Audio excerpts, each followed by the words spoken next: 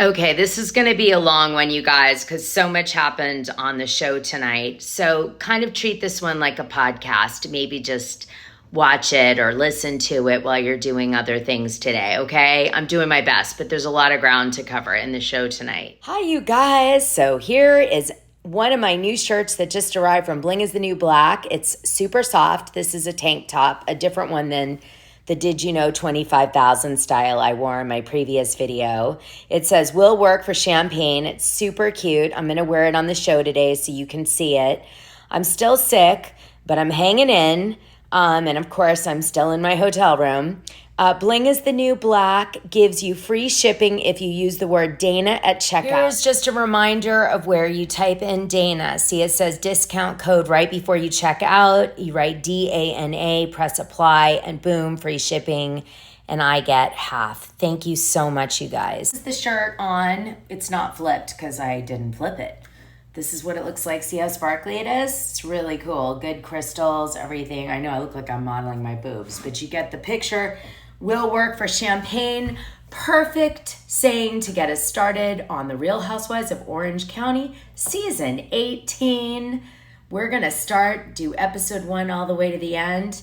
I need a reason to get on here on YouTube and connect, because sometimes I'm so tired it's hard to motivate, and this is a damn good reason. I'm sure Tamra Judge is overjoyed to find out that I'll be doing the recaps and gossip dumps each week with you.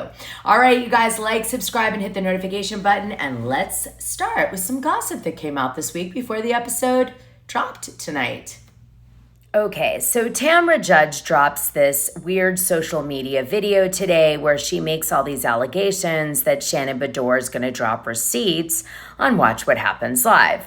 But Shannon Beador doesn't. So this flops. But let me play you what Tamra said. I look like I have cocaine eyes. You do. What is going on? It's the same thing I do every day. Okay. I am getting my makeup done right now, and I'm dying laughing because Shannon Beador was scrolling through old text messages trying to find receipts between the two of us and accidentally liked a message, and then unliked it. So, she didn't want me to see it, I guess. But girl, get those receipts for Watch What Happens Live. Go get those receipts. Those old 2-year-old text messages, I hope they work for you. But Tamra was wrong. Shannon did not sport any receipts tonight on Watch What Happens Live, so they must be for something else.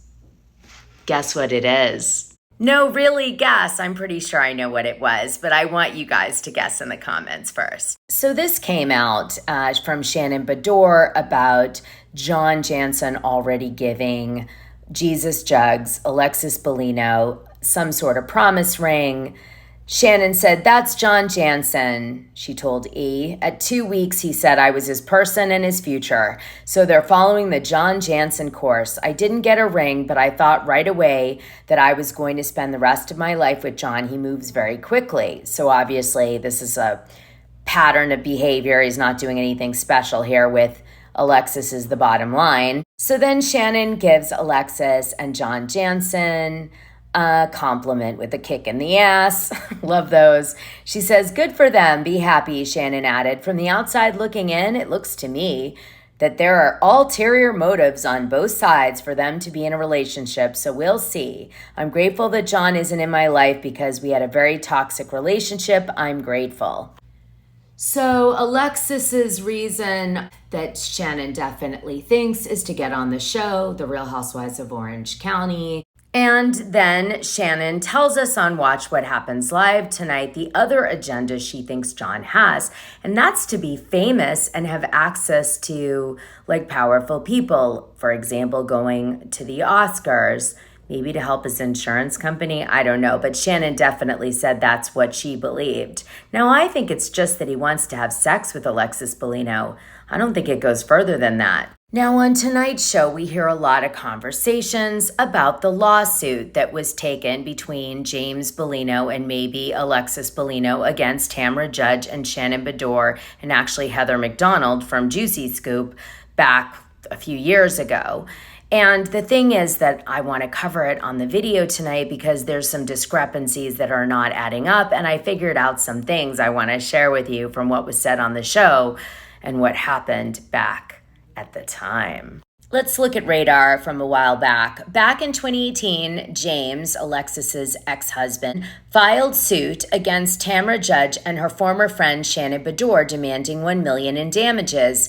He was furious with comments they made about his business and divorce from Alexis during an appearance on comedian Heather McDonald's podcast, Juicy Scoop. On the show, the trio talked about lawsuits filed against Bellino's trampoline business. Tamra said, "I have a theory. Everything's in Alexis's name. He's going to go to jail. Yeah, he's a shady mother effer." So just to remind you, Shannon Beador ends up getting out of this lawsuit with her legal fees paid by Alexis's ex. And you're going to be like, but Dana, she said she lost $300,000 in the big fight with Alexis Bellino tonight. What are you talking about? And to that, I'm going to read you this. In addition to having Bellino's case dismissed, Beador was awarded $137,340.25 of the $220,000 she sought for her legal fees. She said, "I'm grateful and relieved because this has taken an emotional and financial toll on my family," Beador, 56, told People. Well, that means that Shannon Beador actually lost $82,659.75, not $300,000. Just saying.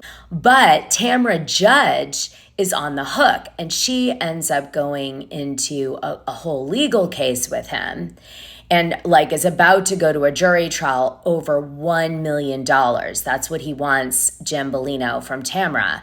And then in the last minute, they do an undisclosed settlement. Here's that part. Former Real Housewives of Orange County star Tamra Judge has finally hashed out a settlement with Alexis Bellino's ex-husband James as part of the lawsuit he filed against her and Shannon Beador, accusing her of ruining his reputation. According to court documents obtained by Radar, the OC businessman informed the court he's dropping all claims against Tamra. The terms of the deal will remain confidential, but the decision means both parties will avoid a costly trial. So Tamra gave away the settlement tonight on the episode. She said, "I lost $500,000 in that drama of that lawsuit." And I'm going to show you in a second, she said that her legal fees that she had to pay were $300,000, which I'm sure included his. So I think she paid Bellino $200,000 to settle the case. Now, Shannon paid nothing because she didn't say anything. And as you can see here, outside of the settlement that Tamra had to do, she also had to pay $300,000 in legal fees. Now, Alexis Bellino says she had nothing to do with this lawsuit and didn't agree with it. But then at the same time, Shannon Beador said several times on tonight's episode that she got a cease and desist from Alexis Bellino on it. And so did Tamra Judge. Why is Tamra being her friend? Kind of a weird alignment. But it shows how much resentment Tamra Judge has for Shannon Beador for not being her friend when she got fired from the show the first time, Tamra. So Tamra really got hurt in that. That's my belief. Shannon Beador will never know how much that hurt her. And as a result, she's willing to throw Shannon under the bus, and she'll say, "I did it for the show. What did you want me to do?" Kind of like Shannon did when she didn't call Tamra when she got fired to see if she was okay. Payback's a bitch. So there were two things that Tamra said on the show tonight that were interesting related to other gossip that I know. One was that she became friends with Emily over her podcast with Teddy Mellencamp. And the other was that she quit doing the Tres Amigas because Shannon Beador got her DUI and was seen drinking backstage during one of their Tres Amiga live events. And then also Tamra didn't want to do the Tres Amigos with Shannon right after the DUI because she thought it wouldn't land right because the show was all about drinking. And obviously the fans were thinking that Shannon shouldn't be drinking. So she didn't want to do it, which is why she backed off the live. That's what she says on the show tonight. So Tamra never went back to the Tres Amigas, and she's still doing her own thing with Teddy. And Vicky and Shannon Beador continued doing the Tres Amigos, but changed the name of the show to the Do Amigos. And they're touring. In fact, they're touring. They mention it on Watch What Happens Live tonight. But you got to know that Teddy Mellencamp is actually firmly Tamra's partner now. I think they share in the revenue of the RSS feed on any show that shows up on that feed. So she's not going to ever do anything without Teddy going forward, because they truly are financial partners on that RSS feed. And now Shannon and Vicky are going to go build their own thing over here. But that's the end of the Tres Amigas for sure. Shannon wasn't the only one bitching already about this season.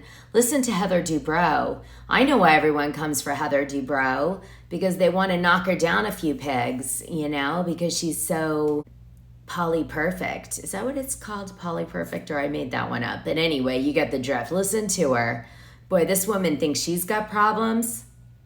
Think again. Is that when you come into a friend group, you should try to make friends, not try to dig stuff up on people months before you meet them or look to have problems with people. It's just all inauthentic.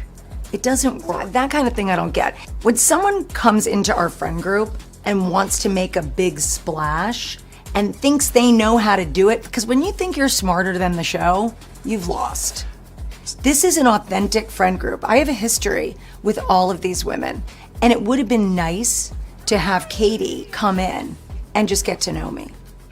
I'm actually, and I'm sad that she didn't, because maybe we would have been friends. Why does everyone choose me? So why I think people target Heather is she tries to be like some sort of hoity-toity OC, better than everybody, authentic, my lifestyle's rich, and I'm married to a doctor person. But let's not forget our roots. There was a time when Heather Dubrow went on Married with Children as the slut and said to Bud, I've come to make love to you. And the scene just gets cringier and cringier as you go through it. And yes, Bud is a teenage boy in this scene, and I think he's dreaming it in Married with Children. But I mean, quite a difference than the Heather Dubrow that she's trying to present on OC, right? Okay, let's get into Real Housewives of Orange County, Season 18, Episode 1 recap. So the first thing you need to know, just as a broad theme on tonight's show, is that they're trying to build a story that Shannon Beador, although she got this DUI and is saying that she's doing, the punishment and everything, she's still drinking. She hasn't gone sober, and she's kind of sneaky drinking. So I guess Elizabeth's brother from a few seasons back sees Shannon Beador in the grocery store, and she's got booze in her cart. And the women are saying, I wonder if she's actually spiraling and secretly drinking at home during all of this. The loss of John Janssen, the DUI, all of it. Maybe it's too much. So the women sound like they don't really know going into episode 1 what is going on with Shannon Beador during this period. And we do find out later that Shannon Beador isolated herself. So what happened, I think, is the cast went into shooting and they guessed that Shannon Beador had become unhinged and was drinking based on the gossip they'd been hearing. And so they imagined she was a mess. But in reality, Shannon was getting thin. She was her facelift healed. She looked better. All this stuff. She would move to a smaller apartment that was more manageable for her. Her daughters were thriving. She was alone. She was rid of the toxic relationship with John Janssen. But the cast didn't know this. Then we check in with Heather Dubrow. She's bought a fixer-upper that she got a great deal on in Beverly Hills. I think she buys it for $16 million, and she's going to put in another 12 or 20 million or something, and then she's going to try to flip it for 50 or 60 million. And so this is what we sort of get introduced. And then everybody's like, hey, wait a minute, you don't live in OC. But then she says, halfway through this conversation, even though we have this fixer-upper, we also have a penthouse in the city of Beverly Hills. And we have a condo in Balboa Island at this Balboa Club, which is this old kind of townhousey thing that's been there actually since when I was in Orange County. That's how far back that was. Long time. So so they move in there, and that's it. And that's their Orange County roots, I guess, for the show. But we do get to see the houses and all this, and she shows off her real estate. Then we check in with Emily Simpson, and she's lost 50 pounds, she says, due to semaglutide and working out. She gets really obsessed with all of it and takes it to the whole next level, and she changes her whole physique. Oh, and she also gets liposuction.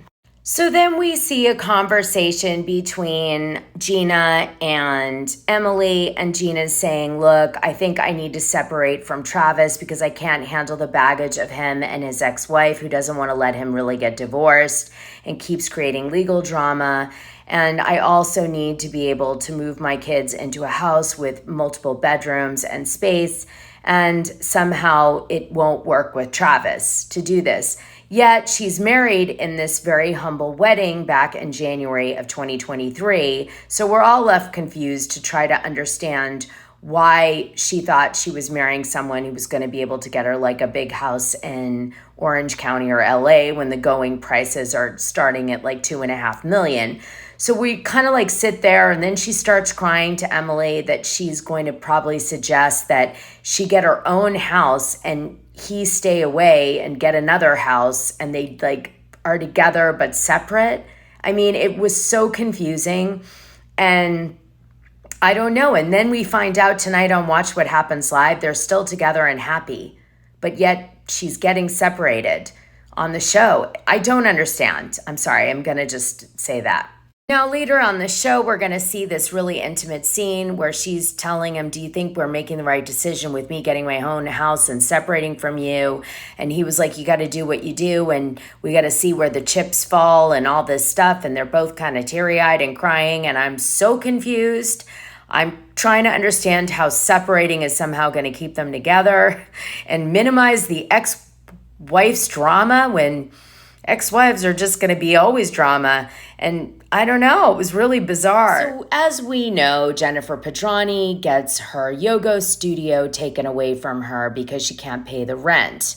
And she blamed this on COVID and some other things. And then it came out that her husband wasn't really paying child support and he wasn't working for the family business. And that whole storyline of her big rich family and all this stuff sort of falls apart, okay?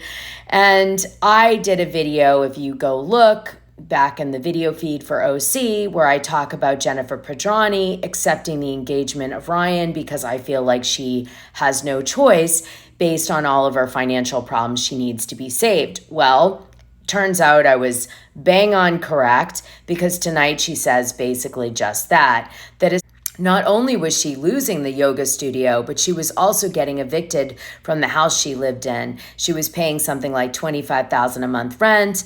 The husband was helping. Then he leaves the family business and he's not helping anymore, less and less and less. And she ends up getting evicted out of this mansion, which, by the way, Gina had set her up with, which was embarrassing for Gina because she gave a client a bad tenant who was also on a reality show. Now, the fans are all dying a little inside during this whole thing because we know that they eventually get engaged and he's going to pretend to be a stand-up guy and take in all of her children and solve all of her financial problems. But unfortunately, he's doing it with money, $16 million, that comes from theft and gambling.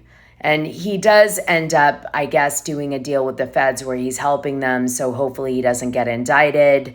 But it's not a great situation for either of them to talk about. When it rains, it pours.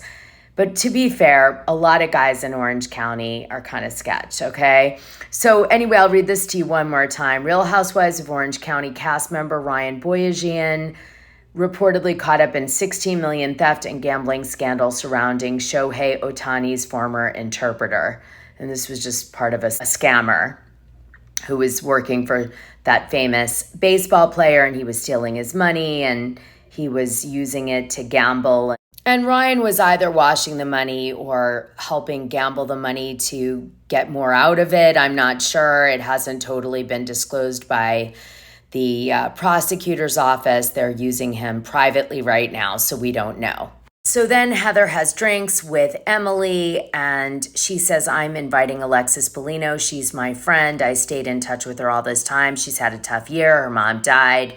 She's dating John Janssen, and I don't care. I'm going to bring her here anyway. And Emily's like, okay, it's all very produced. And then Alexis comes in and shows Heather her ring that John Janssen gave her that's like a little promise diamond ring. It didn't look that impressive on camera, honestly. It looked way more impressive in the tabloids. So then Alexis Bellino says, John Janssen's wonderful. Don't believe what Shannon Beador says. She's a drunk and a liar and tried to hurt John, and John's fabulous and amazing. And she's like got John's back through the whole scene. So then the attorney meets with Shannon Beador, and she says she wants to take accountability. And he says there is a way to get this off your record if you do your 3 years probation and your charity work, and you also do your classes for alcohol abuse. And she says, okay, but I kind of want to just do my punishment. And then on Watch What Happens Live, she works at the thrift store of her church, and she's enjoying it so much she's going to continue to do it. Tamra said the reason that she made up with Alexis is because she saw her at BravoCon and they talked a lot, and that was how they rekindled their friendship, by the way. So Gina Kirschenheiter is the one who brings Katie, the new girl in the group, because they're similar in age. And Gina allegedly meets Katie through Sutton Strack because she wanted a realtor, and then Gina represented her. And Sutton kind of arranged all of that. I don't totally believe that's all true. But anyway, Gina brings Katie onto the show. I do know that Sutton does know Katie, so that wasn't fake. And that's a great way to kind of like do a mashup and give her instant likability because of her relationship with Sutton. So here's some tea from February of 2023 from Dishing Drama Dana Patreon about Katie. This was when she just was casting, okay? Katie Ginella is allegedly casting for Real Housewives of Orange County Season 18, and Sutton Strack, like Jeff Lewis, are making celebrity appearances on the upcoming season. Katie is from Georgia, but now suddenly in time for casting lives in OC. She moved to California, I think, a year ago. She has 4 kids. Callie, Gavin, and Max are from a previous marriage. I think his name is Brandon, and one with current husband named Matt. Matt proposed to her at 2015 PGA show Orlando on a deck overlooking a Florida lake. She was on the show Say Yes to the Dress in 2022 for their wedding. She lived in Orlando and Atlanta, Georgia before casting for Real Housewives of Orange County and I guess moving to OC. Her husband, Matt Ginella, is a travel insider for the Golf Channel. They got married after a round of golf. Her husband is also CEO of FirepitCollective.com, also is a podcast host. She was adopted from Korea. They have experienced racism in the past as a family and hope to draw light on this and golf. Now, as you heard earlier on the show, Katie is going to come for Heather Dubrow. And one of the first signs of that on tonight's show is Katie comments that she's met Heather Dubrow before, but Heather never bothered to say hi, which is a very repetitive theme with Heather, is that she's not nice to people unless they're important or relevant to her. And so that's kind of shouted out by Katie. So we now know who she's coming for. I kind of had a feeling. So getting back to the recap, Heather Dubrow has a starting the new year luncheon at her Balboa condo in like one of the community centers of this like yacht club thing. And essentially all the women come and we see, Katie for the first real time and we're kind of introduced to her. But the main part of this event is that Bellino is there and she's going to encounter Shannon Beador for the first time. Shannon makes the first move. She asks Alexis if she wants to go outside. They do, and this is what ensues. All right, so there's this big fight between Shannon and Alexis, but it's not as heated as I think everybody had hoped, but it was heated. And Shannon's strategy is to try to say, you're the person who sued me with your husband. And then my ex-boyfriend had the audacity to like find you and fall in love with you and make you his girlfriend, even though he knew that I couldn't stand you and your husband because you sued me and caused me so much damage. And Alexis Bellino seems to take the view like, well, honey, I'm in a better position than you because I know all your dirty laundry, Shannon, because John Janssen told me it all, so I can use it at any time on the show. So careful, tread lightly around me and what you say about John Janssen, because I'll attack.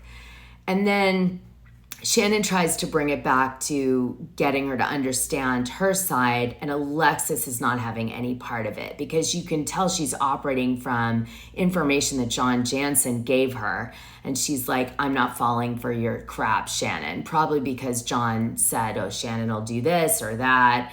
And so Alexis just stays firmly like, I'm with John Janssen. He's the best. You're jealous. You wish you were with him, and you're going to have to just accept it. It's the way it is, and this is how a fight goes.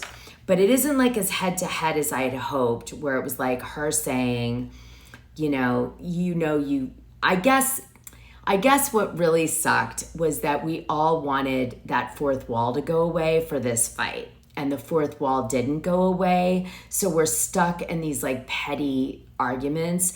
What the fans really wanted her to say is like, I know John Janssen wanted to be famous, so he went and found you, Alexis, and you wanted to be on the show, so you went and found him, and you guys hooked up, and then it like maybe took off from there. But like, this isn't a relationship that was made in that like harmless way you're saying.